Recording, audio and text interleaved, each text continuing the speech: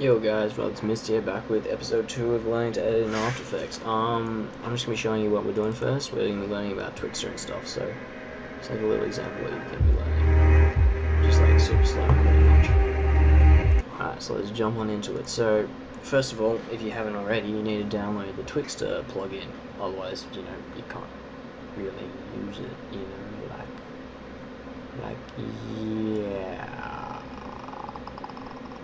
Anyway, alright, so first thing you want to do is grab in your clip. I'm just going to be using the exact same song and sync point as last time. So right here is where we want our shot to be, and this is a no scope, one of my few clips I actually hit online. So I'm going to be starting the Twixtor like just after he shoots. So Control-Shift-D, make a new, split the clip into two. Alright.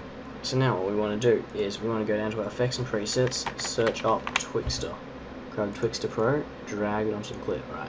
So now you have all this confusing shit here, and I'm going to show you exactly what you need to change. Pretty much change that to your clip's frame rate, mine is 59.94, image prep, you want to change that to contrast, enhance, frame, interp, motion weighted blend, change that to inverse with smart blend. Then now what you want to do is come down to this thing, and you want to hit that because that makes the frame blending better. Then right click, frame blending, pixel motion. So now you're there's gonna be a lot less warping. Like you see in some Twixtors, there's right there that there's not a heap, but there's a bit of warping. But without all the things that I just did, there's gonna be a shitload more warping. So pretty much, I want to start my Twixtor about here. So what you want to do is come down here to time, not speed, and you want to keyframe your speed there, right? Now, this is just a shortcut you can do. If you've already keyframed your speed, you can come down to here and press U, and it'll bring up your speed. U again to hide it, but I'm going to show you the long way because that way you actually know what you're doing. So, open it up, go down to Effects, Twixtor, Output Control, Speed. So this is our initial speed, right? It's at 100%. Now, if we want it to be slow, I usually, for my really slow Twixtors, I usually use 2%. So right here, you can see it coming through. A lot of warping. Actually, personally, sometimes taking off your oh my god, how have I forgotten this? Frame blending. Sometimes taking off that makes it look a little smoother. Sometimes it depends. I don't know. Usually it makes it better, but as you can see, as it goes through the clip, it slows down until it's very slow. Now, as I'm about to do here, I'm about to run out of clip. So what you want to go is time, enable time wrapping. When you have enabled when you've got time rate mapping on, you can stretch the clip. If you don't, you can't. So pretty much now that's slow-mo, and then it'll go on forever and ever and ever and ever. And that is pretty much all there is to know about Twixtor. Now, there's a lot of things you can do to like sync Twixtor and everything. So I'm going to be showing you just briefly. I'm not going to be going full into like hardcore Twixtor syncing and stuff like that, and some of the stuff which I do, but I'm just going to be doing like your basic sort of syncing with Twixtor. So let me find something that's actually a feed. So let's say I want to do this, alright? So let me just preview my audio. Alright, so we've got a keyframe like every one of these pretty much. Whoops, wrong thing.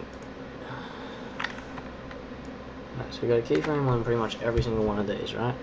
So what we want to do is we want the first shot to be around here. So what we do for first clips, just scroll down to where the clip is and then split it. So the first clip is here, right? Control-Shift-D. Oh, you can keep that if you want. I'm just going to shorten it and then drag Twixtor Pro onto here. Set up your settings, 59.94 frames a second. Image prep on contrast enhance. Motion, frame interp on motion weighted blend, and warping on inverse smart blend. Alright, so that's all good now. Now, keyframe our speed. When you're keyframing speed for scoping out and stuff, you want to keyframe it around about there, like just before he scopes out, because that way you get as little like in-scope warping and stuff.